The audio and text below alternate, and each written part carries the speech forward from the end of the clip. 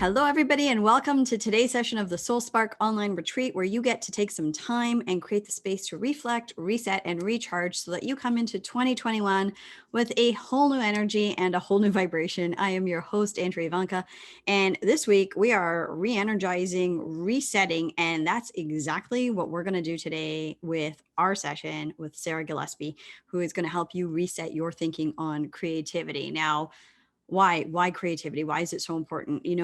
I think about creativity and how it is so connected to vision for the world being a better place, vision for if you're an entrepreneur, new products, new ways of doing things. I mean, if you look at entrepreneurship and business, really, we're creating things that didn't exist before, right? Look at like big companies like Google, where their entire environment is really created to help spark creativity and different ways of doing things. And when I first talked to Sarah about the vision for the Soul Spark retreat, we both got super excited about the opportunity to bring in some creativity and kind of dispel some of the doubt and fear and kind of like imposter syndrome that people have around creativity. And I find, especially when people get to be adults, like there's this like little fear of perfectionism that comes in. And yet, if you look at some of the most incredible things that are created in this world, there is this letting go of worrying what people are going to think. So let me introduce you to Sarah Gillespie, who is just an incredible human being. I really love her accent. She's from the UK, so you're going to hear that. She is an internationally renowned singer and songwriter. She has toured Europe, the UK, the US, performing original material from her 4 critically acclaimed albums.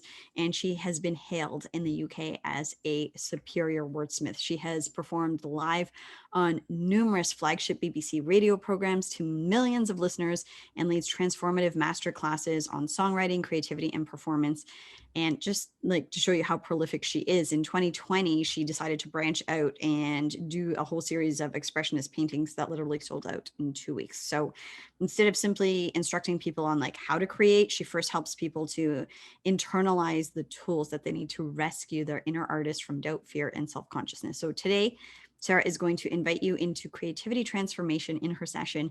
She's going to chat with you about the stories culture tells us about creativity and how these stories can block us, as well as taking you through 5 principles of creativity to smash through the fears of failure, imposter syndrome, writer's block, and procrastination. So you're going to find today's session is a little more introspective. It's going to get you thinking and creating some space to have a reset in your relationship with creativity. So grab your journal if you want your cup of something, and let's go join Sarah in her session, shall we? Hi, my name is Sarah Gillespie. I am the creator of the Creativity Happens Now program. I'm a singer-songwriter, and I have 4 critically acclaimed albums, which I've been touring around the USA, UK, and Europe for over 12 years with my band, playing festivals and theatres from Sicily to Seattle. I am also a painter and a published poet and a creativity coach. Specifically, I help women overcome the self-consciousness, doubt, fear, and imposter syndrome that can stop us from creating all the art that we have inside of us. So before I get going, I want to dig into what creativity means in our culture and the ideas that we have about it, that we've internalized without even realizing. I have a master's degree in politics and philosophy, and I love to deconstruct these things in our culture, and specifically about this, because this is my passion. And I believe that creativity has helped me live a life of such fulfillment and meaning and legacy that I want to help you do it as well. So there are 2 narratives at play in our culture about creativity. And the first one is the archetype of the male genius. Now, we have all internalized that, whether we know it or not. Nearly every artist in history that is a household name is also a man. It's difficult to think of, for instance, a female Bach, a female Picasso, a female Steinbeck. There are women genius artists in the popular imagination, But if you start to look carefully, you'll notice that their legacy is always wrapped up in a cost. There is always a price that they had to pay for their genius, which is not the case with men. I think specifically about the iconic American poet Sylvia Plath and her tragic suicide, which has made people know about her suicide more than her body of work. Why? Because it disturbs us on a visceral level about a mother putting her head in the oven while the children are asleep. It's the oven. It's where she should be baking their birthday cakes and muffins, and instead left them a recipe for lifelong trauma. It's as if her genius had a price to pay. She's not able to be maternal. She's not able to be a real woman while being a genius. And the same is true of Virginia Woolf.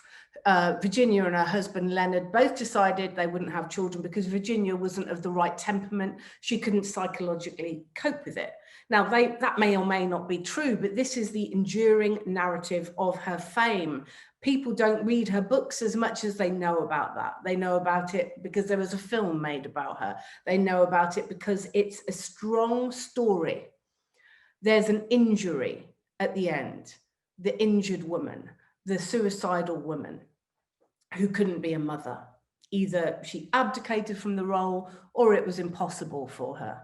I have to tell you, this is bullshit.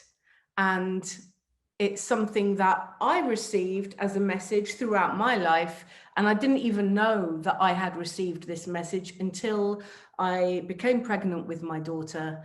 And I was convinced something would go wrong, because how can I write all these songs and be a mother? This was the first inkling that I had somehow absorbed this messaging. Because to be a creative artist has connotations of maleness, and women have to become conscious of it in order to make sure that is not dominating what it is that we do and what it is that we don't do. Now, there are, of course, great male geniuses. John Coltrane, Bach, Picasso. There's Cole Porter. I was just listening to this morning. I mean, what a wordsmith. There are, of course, male geniuses, but there will be in the future female geniuses as well. So we have this one narrative. The other narrative at play in culture, which is damaging as well, in my opinion. And it's presented as a remedy to the first narrative, and that is that we can somehow democratize creative genius, that it becomes a commodity available to anybody, that you can buy this book on how to write lyrics, that you can download that workshop on how to paint, that you can somehow upload it like an app into your head. And if you follow the instructions and the mechanics of your craft, that will make you an artist. Again, that is not going to work out well, in my opinion. I've never seen it work well. What I've seen is clients come to me feeling really, really frustrated because they feel like they have all this art bubbling away inside them and they can't get it out. They go and they buy this book, or they go on this retreat, and they end up not having the work done underneath that enables them to keep the inspiration, the excitement, the spontaneity going, to get the art out of them. So they're like a wasp, like hitting its head against the wall. And then what happens, particularly with women, is that all those feelings of inadequacy and imposter syndrome get reinforced again and entrenched. And that is really unhelpful. So what I want to do with my clients, and what I teach my clients all the time, is how to do the groundwork underneath. Now, the stuff that I'm describing there, the mechanics, the rhyming schemes, all of this stuff is really fascinating, and it's brilliant to learn. But that alone is never going to transform you into an artist. And let me tell you something else. If you want to be an artist, if you feel like there's something in you, that's a calling. That's a signal that you really have it in you and that you want to get it out. And I want to help you get it out. So I'm going to talk you through my 5 principles of creativity that I have tried to narrow it down. And I believe that if you start to internalize them, you'll be on your way to creating the foundation of your artistic practice. And I do feel as well at the moment in this pandemic, in this strange historical moment, historically, we all feel it. We are in a peculiar moment in time. And a lot of us have been locked into our houses and, like involuntary Buddhists, left alone with ourselves, without the distractions of going out, drinking, going to the cinema, traveling, holidays, all of those sort of Western things that we love so much and can't wait to get back to, have been stripped away. And we are left with ourselves. And what that has brought up in a lot of people is that we might want more meaning, more connection, a legacy to our life. Not just to get up and go to work, get up and go to work, to earn money, to spend it on this outfit that other people see when you go to the bar. People often end up feeling that they want more than that. This pandemic and the lockdowns associated with it have made that even more pronounced. And I feel now women are rising up together and wanting to cultivate the tools so that we can do that together.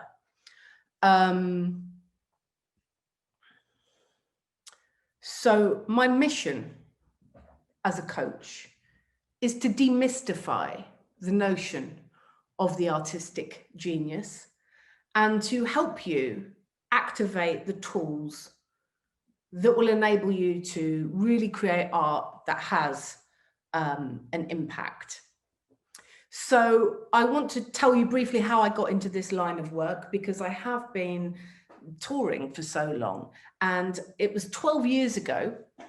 I was touring in the United Kingdom, and I was playing in Bristol in a theatre, and the programmer phoned me up and he said, would you be up for doing a workshop in songwriting with the local students? And I was immediately like, yes, please, I'd love to do that. I really wanted to help people activate their creativity.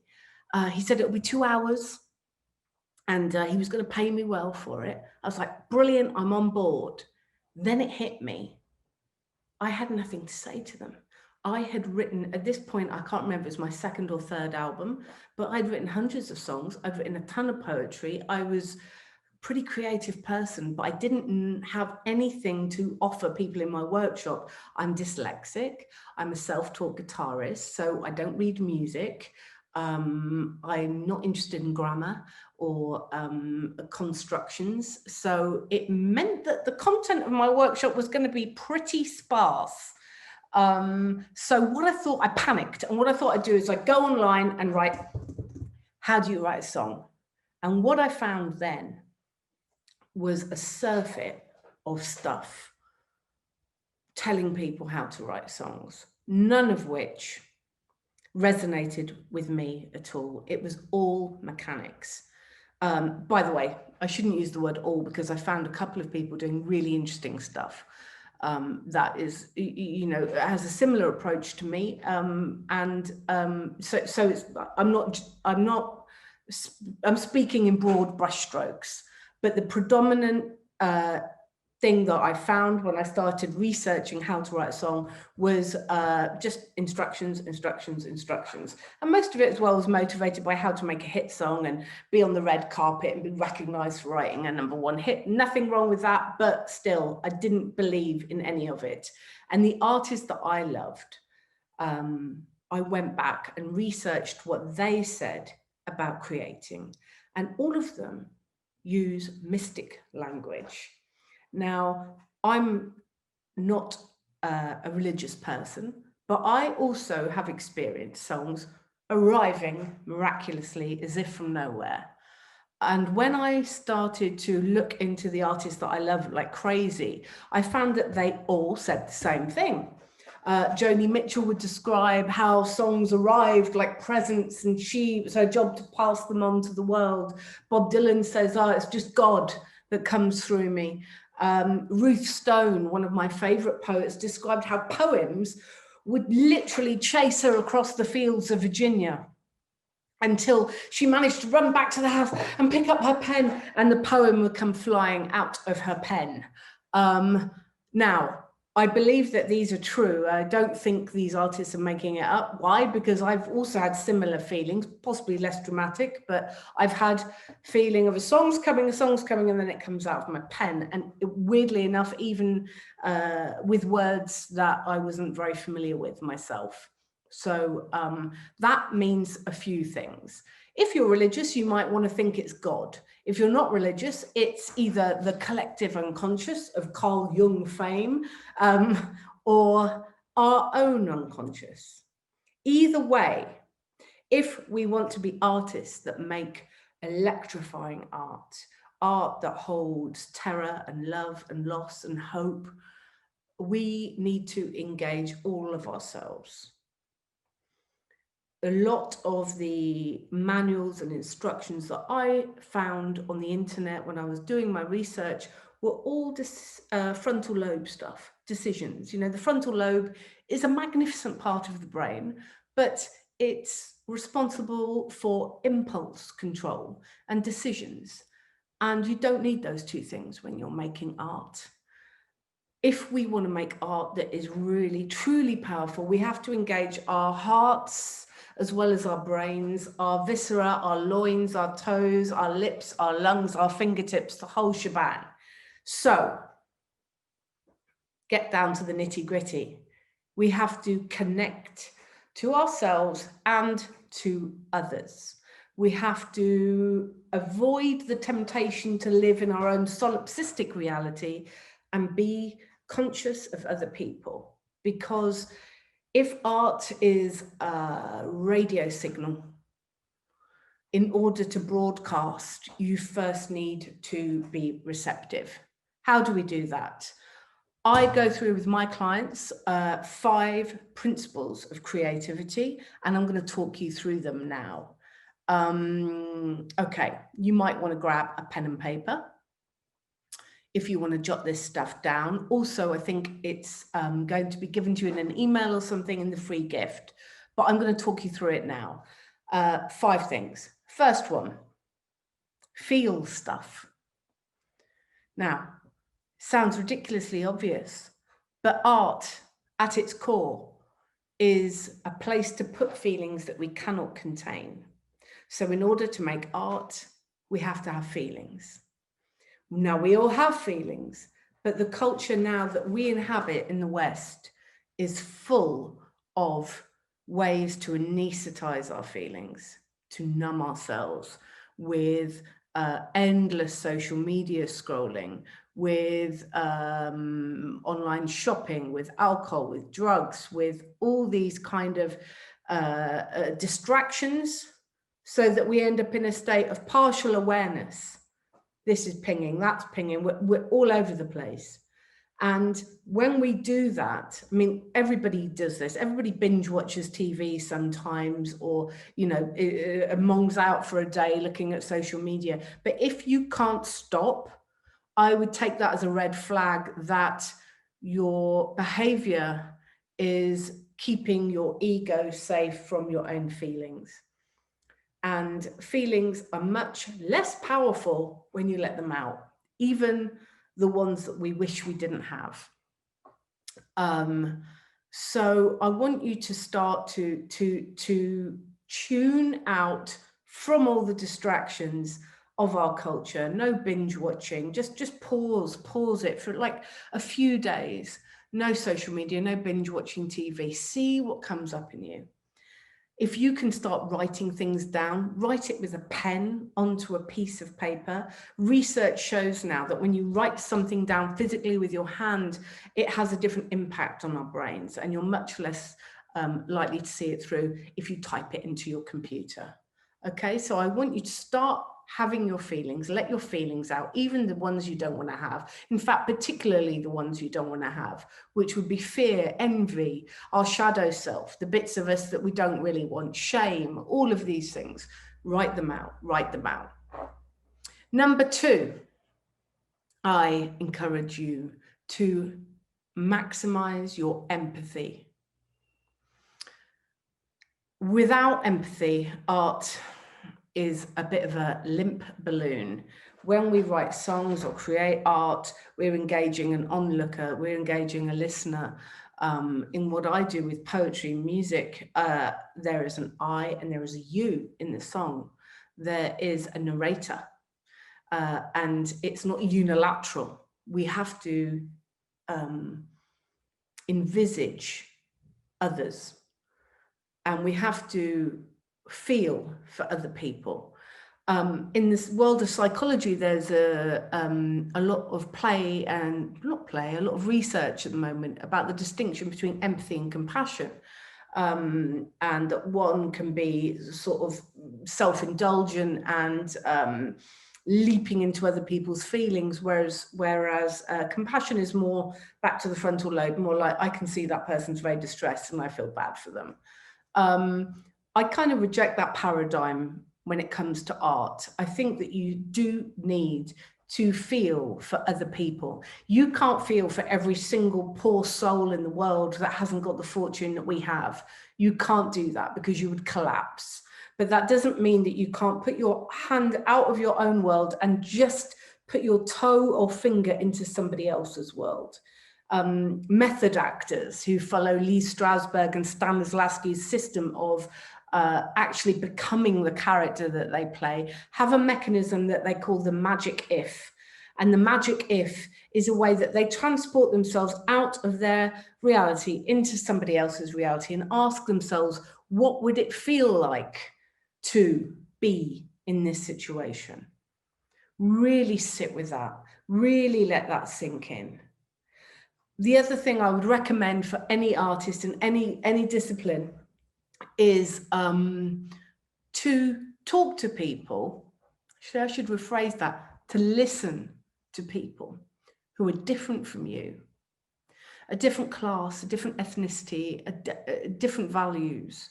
Particularly now in this polarized world, remember that understanding others is not the same thing as endorsing what they think. You can hold your own values and your own thoughts, and at the same time, listen to somebody else and hear them speak their truth, and allow people to be worthy of compassion.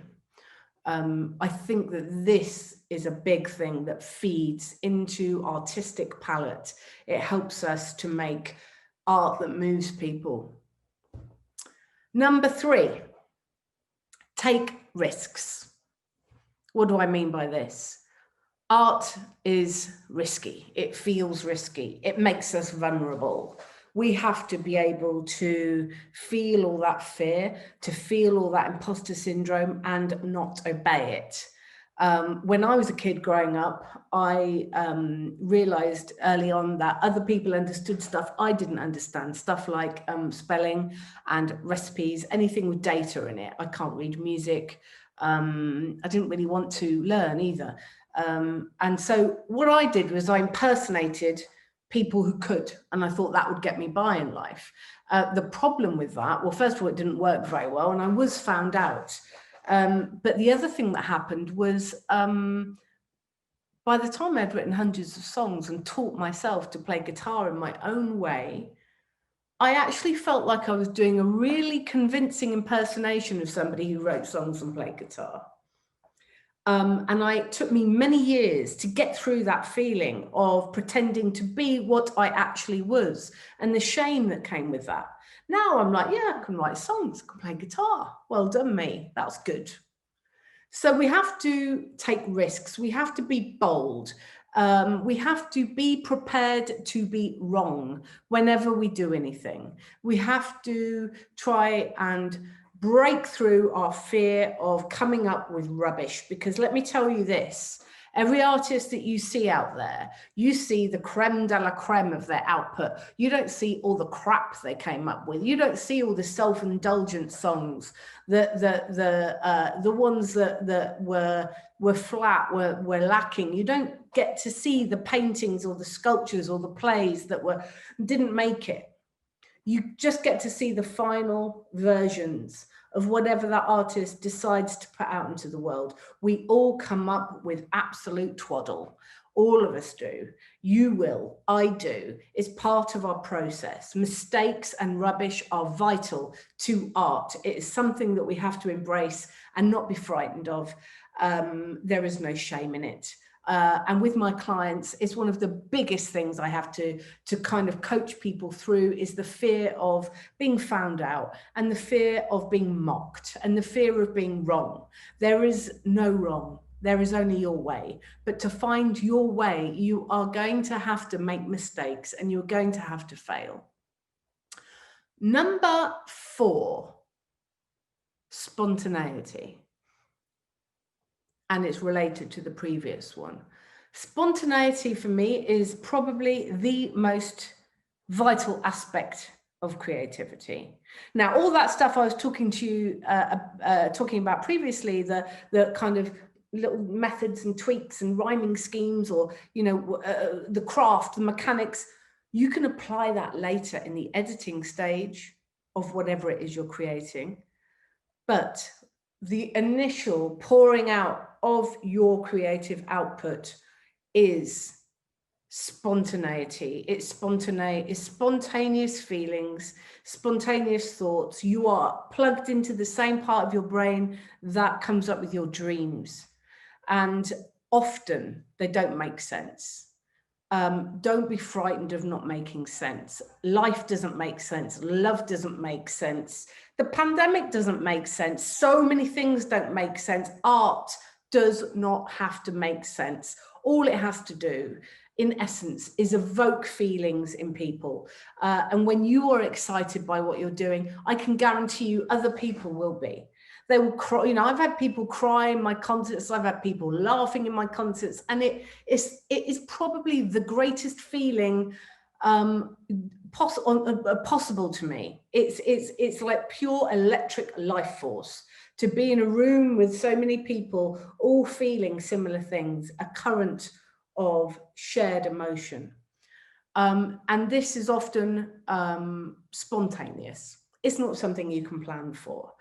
And that's another thing I work on with my clients is like, how do you get to be spontaneous on purpose? There are methods, and we can go through all that. My final and 5th principle is from the poet in me. It is to taste words. I'm not referring to grammar. I'm not referring to spelling. I'm not referring to dictionary definitions. I'm referring to the noises of words.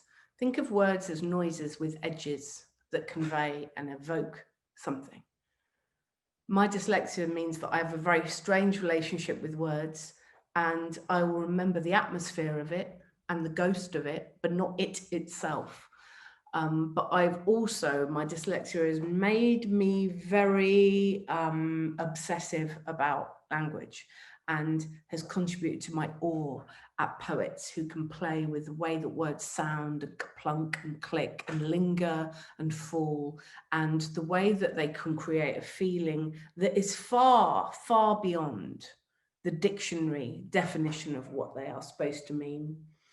Also, and this is crucial, and this is why it's the 5th point, I want you to start to pay attention to the absence of words in your throat when you cannot convey the emotion that you have.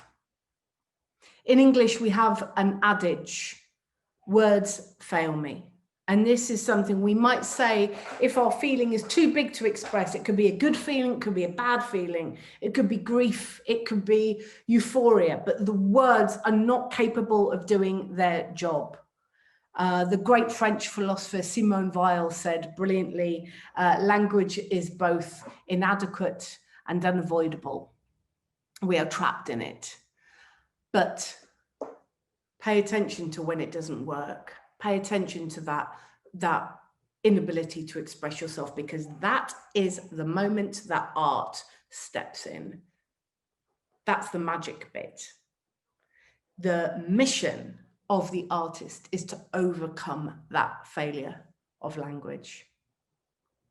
I hope that some of what I've said might have sparked your soul and got you thinking about what it is you can create.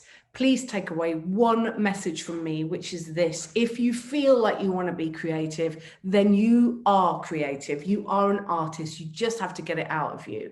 Thank you so much for listening to me, and enjoy everything. Well, that was an interesting reflective section, wasn't it? I know that Sarah got me thinking about creativity in some really, really different ways. And something that I found particularly interesting was when she talked about how we numb out, and how when we numb out, we actually can't tap into our feelings, and our feelings are part of what allows us to tap into greater creativity. And I think that's really important, especially for all of the people out there that do so much work around managing their mind and emotional intelligence and all of these things. Maybe this is where we actually get to tap into empathy a little bit more. And the part that I was really fascinated with right at the end there, she talked about how when sometimes we don't know how to express ourselves, maybe that's where art really gets to step in. So for those of you that want to take this journey further, Sarah has given us an amazing gift. There's a button somewhere here for it. It's called the 5 Principles of Creativity. And it is a comprehensive guide to building your creativity and the foundation for it. So I want to thank you very much for being with us today on today's session of the Soul Spark Online Retreat, where you get a chance to reflect, reset, and recharge. Get ready for 2021. I'm Andrea Ivanka, your host, and I'm looking forward to seeing you on our next session. Bye for now.